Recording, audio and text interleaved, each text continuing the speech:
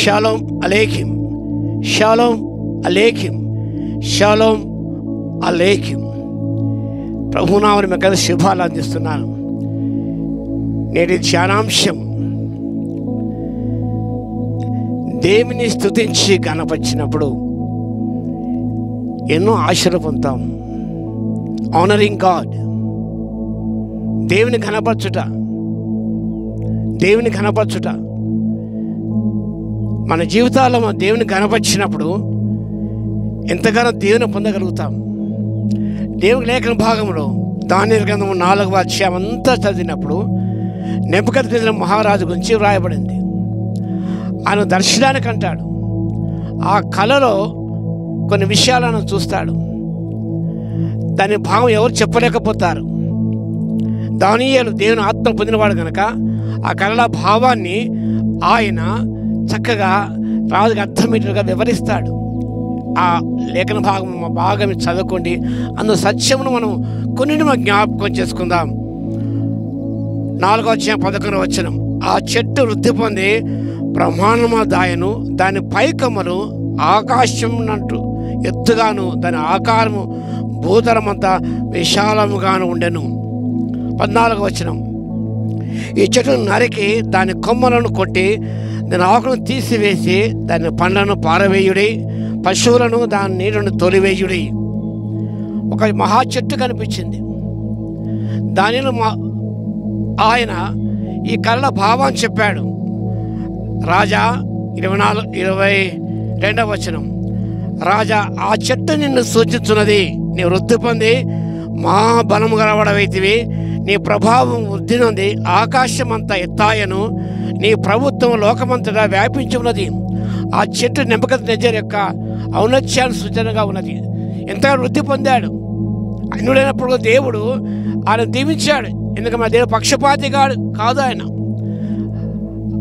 ఆయన నీతిశూరుడుగా ఉన్నాడు.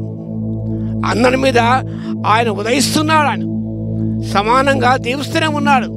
ఎందుకనగా ఆయన జాలి ప్రేమ గల దేవుడు. ఆయన నెబుకద్నెజరు ఎంతగానో దీవించాడు, ఎంతగానో వృద్ధి పొందాడు, వ్యాప్తి చెందాడు. తేజస్సు, మహిమ, ఘనత ఆయన కలిగింది. ఇవన్నీ కలిగినప్పుడు ఆయన మనసులో గర్వించాడు, అతిశయపడ్డాడు. ఎలానగా 4వ అధ్యాయం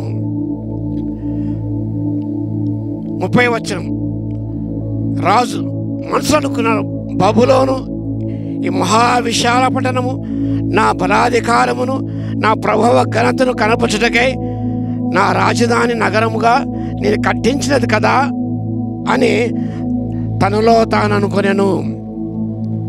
ఇక్కడ స్వాతిశయంలో చోటు చేసుకున్నది, వృద్ధి పొందాడు.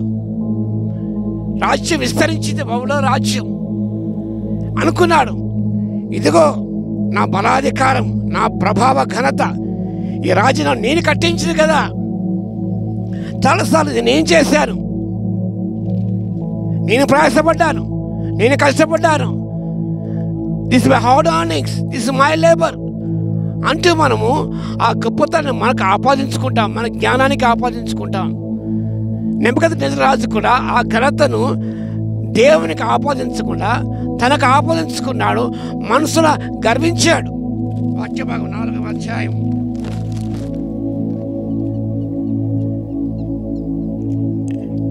37వ వచనం, గర్వముతో నటించు వారిని ఆయన అనుభశక్తుడనియు. Pride leads to destruction. అతిశయము పతనానికి దారి తీస్తుంది. మహాజ్ఞాని సొలొమోను కూడా అతిశయపడకూడదు. మనం దేవుడు సమస్తం ఇచ్చాడు, వృద్ధి పొందాం, మనం అభివృద్ధి పొందాం. మన మనుషులు అతిశయపడి మనం దేవుని యొక్క దీవెన కోల్పోతున్నాం. మనుషులు అతిశయపడ్డాడు కాబట్టి సమస్తం కూడా పోయింది, రాజ్యం పోయింది, ప్రభావం పోయింది, ఘనత పోయింది. అంత మాత్రమే కాదు, చాలా హీనాతి దశకి చేరుకున్నాడు. పశువు వల్ల గడ్డి మేస్తాడు. ఇక్కడ పశువులు కనిపిస్తున్నాయి మనకు, అవి గడ్డి మేస్తున్నాయి. అతను మానవత ఉండకుండా తరివేయబడ్డాడు. ఎంత భయంకర విషయం! పశువులే గడ్డి మేస్తూ వచ్చాడు.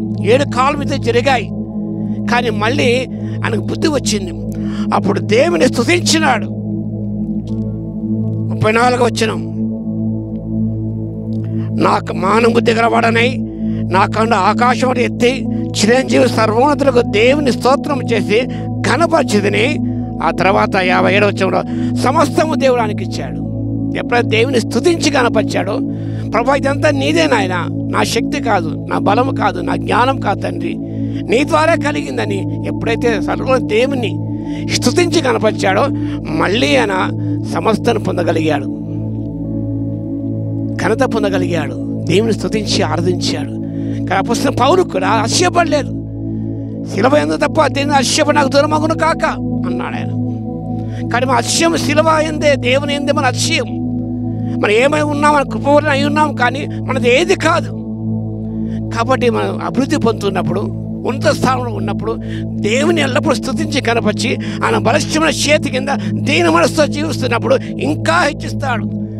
God will exalt you higher and higher. ఎప్పుడనగా విధేయత చూపించినప్పుడు, అనుకవ చూపించినప్పుడు నిజంగా దేవుడు ఎంతగానో దీవిస్తాడు.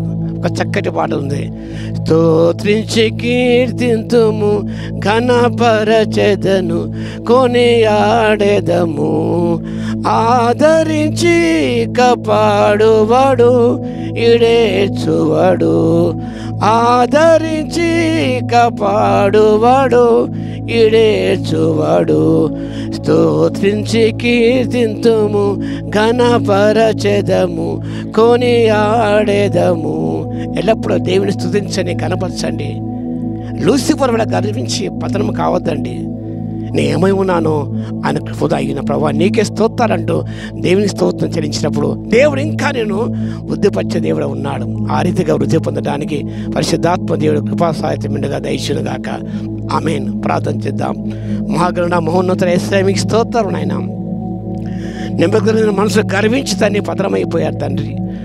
మళ్ళీ ఆయన బుద్ధి వచ్చినప్పుడు తండ్రి మీ స్తుతించి కనపరిచాడు, సమస్త వైభవం పొందగలిగాడు తండ్రి. మీకు స్తోత్రాలు.